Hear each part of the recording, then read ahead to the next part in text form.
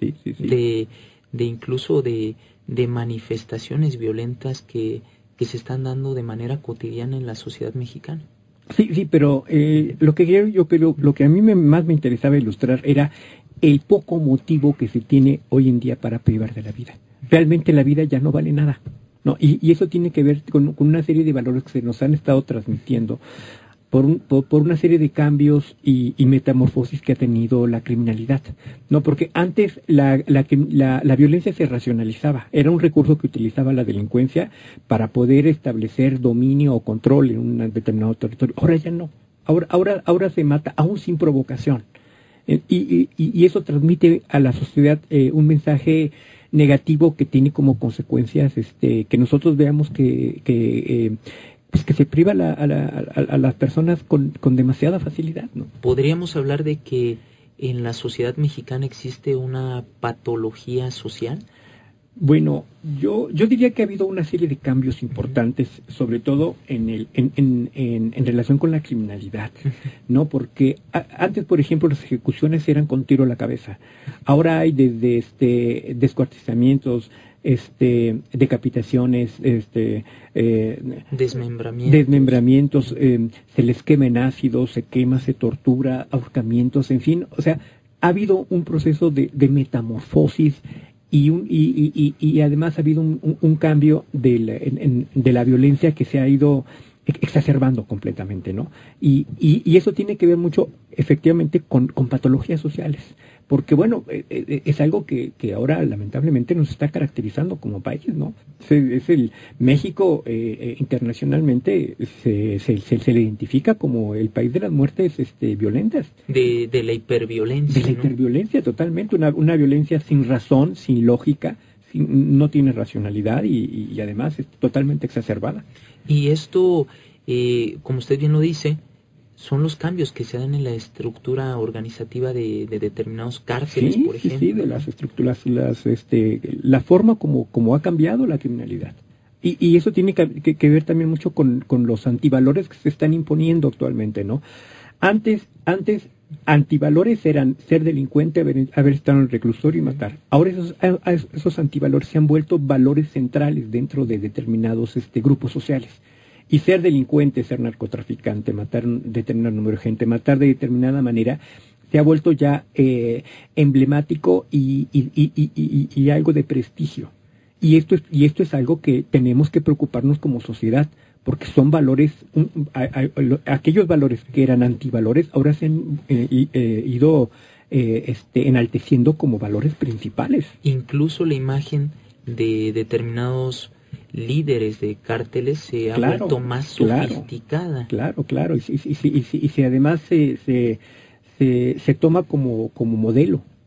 Lo que veíamos en los periódicos de mucha lectura, se da el James Bond, por ejemplo, narcotraficantes o hijos de narcotraficantes que se exhiben en Facebook, en Twitter, con automóviles de último modelo, joyas y demás. Eso también va permeando el imaginario colectivo. Claro, en el inconsciente, y se vuelve un modelo de imitación, que bueno, pues al final de cuentas transgrede valores sociales y los invierte.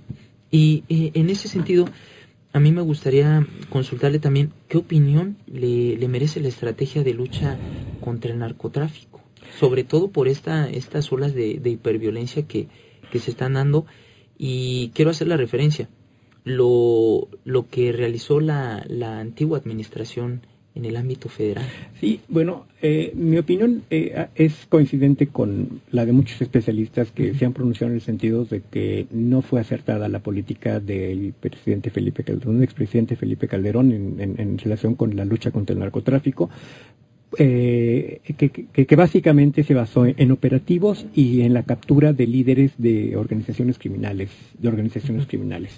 Y lo único que hizo fue, por un lado, no solamente no las debilitó, sino que las fragmentó, y eso incrementó las posibilidades de violencia en las diferentes regiones, porque ahora ya no había que perseguir a una sola cabeza, a una sola organización, sino que había que perseguir a 10 o 15 o 20 organizaciones que se fragmentaban a partir de No, y eso tiene consecuencias, porque se pierde mucha experticia, se pierden contactos, se pierden una serie de prácticas que hay que las nuevas y pequeñas organizaciones tienen que volver a restablecer en una lucha cruenta entre ellas mismas por el control de la plaza, por el control del territorio.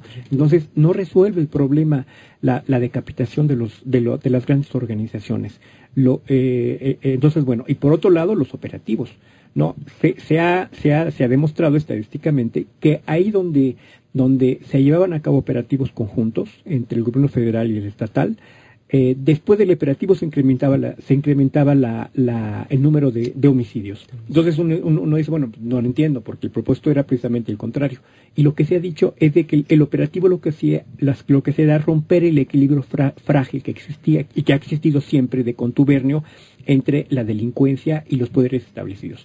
Al romper ese equilibrio, entonces se tiene que volver a restablecer el equilibrio. Y solamente se puede, más que ese equilibrio, se tiene que volver a restablecer esos vínculos y esas alianzas, y eso solamente se puede lograr a través de los enfrentamientos directos. Y estos vínculos que usted bien menciona, vínculos que se dan entre grupos de la delincuencia organizada y aparatos organizados del poder institucional, ¿son vínculos necesarios? Bueno, mira, para la delincuencia organizada tiene el poder que tiene básicamente, primero, por los recursos financieros que maneja, pero sobre todo por la red de protección que tiene.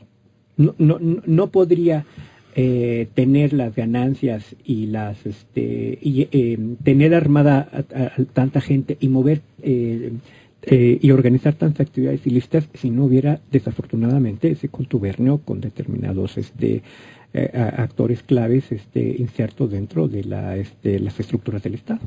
Entonces, bueno, pues sí, desafortunadamente eso es algo que nosotros como sociedad y como país vamos a tener que resolver tarde o temprano, porque no podemos nosotros crecer sin instituciones fuertes, sobre todo las relacionadas con la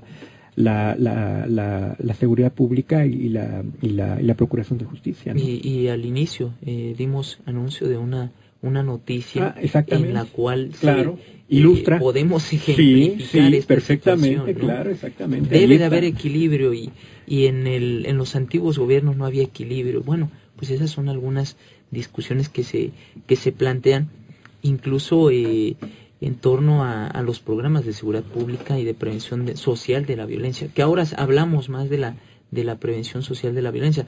En contraste, doctor, la estrategia que se estaba planteando anteriormente y la estrategia actual, no únicamente del gobierno de la Federación, sino de múltiples entidades federativas, ¿ha cambiado? Mira, yo creo que era indispensable que empezara a llevar a cabo estrategias también de prevención. Las estrategias reactivas se necesitan también. Se necesita policía bien preparada y que sea impermeable a la corrupción.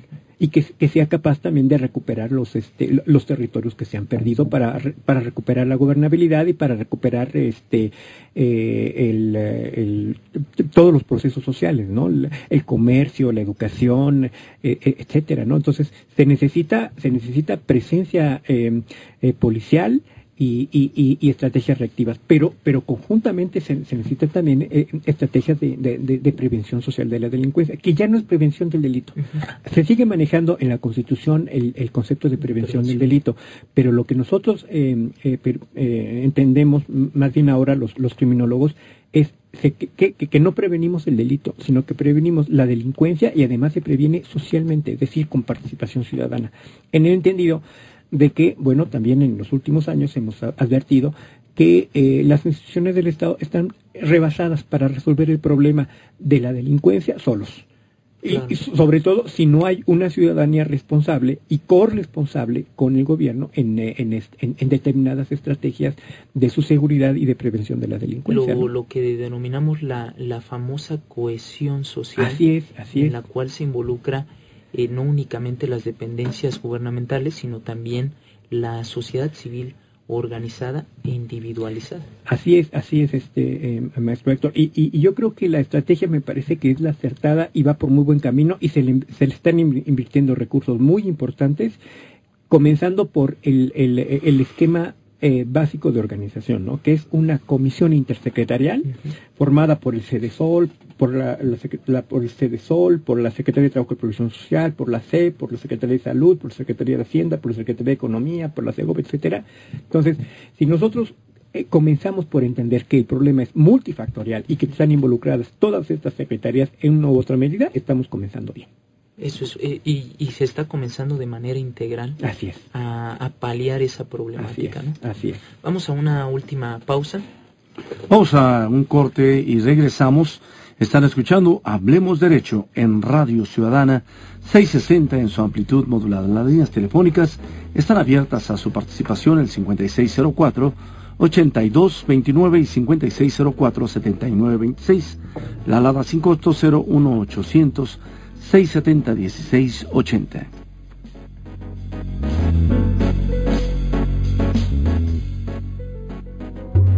Estás escuchando Hablemos Derecho. En un momento regresamos. Estás escuchando Hablemos Derecho.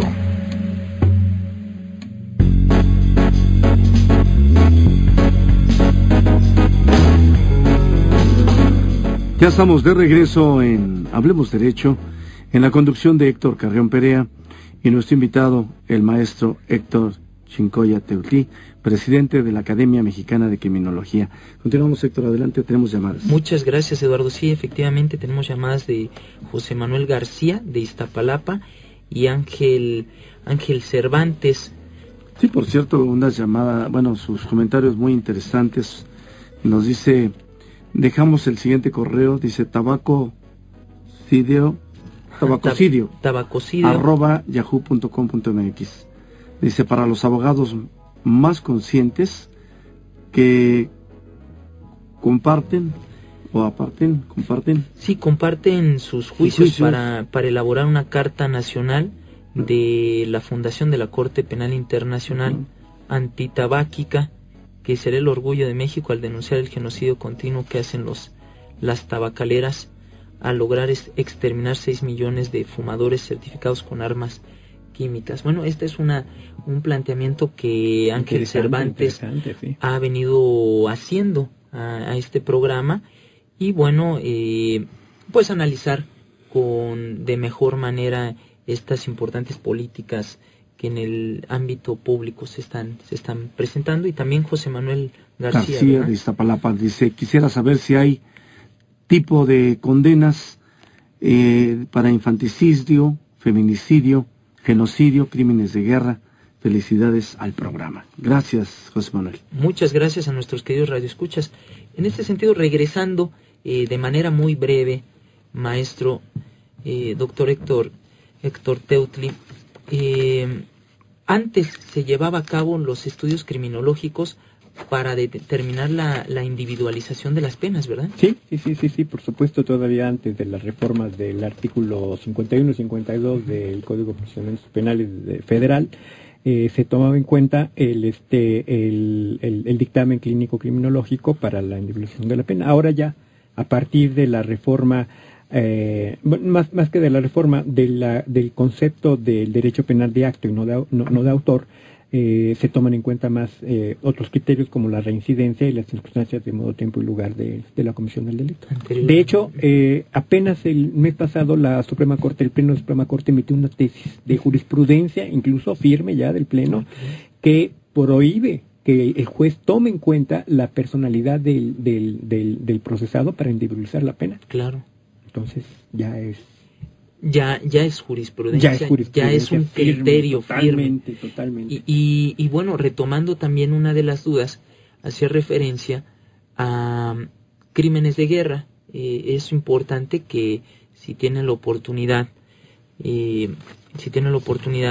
José Manuel García también puede consultar el Estatuto de Roma de la Corte Penal Internacional. Ahí se establecen también los tipos de sentencias, que es la privación de la libertad, y la máxima sanción en el ámbito penal internacional, pues sería la cadena a perpetuidad, que sería una muy discutido todavía en estos años, y que lo discutimos porque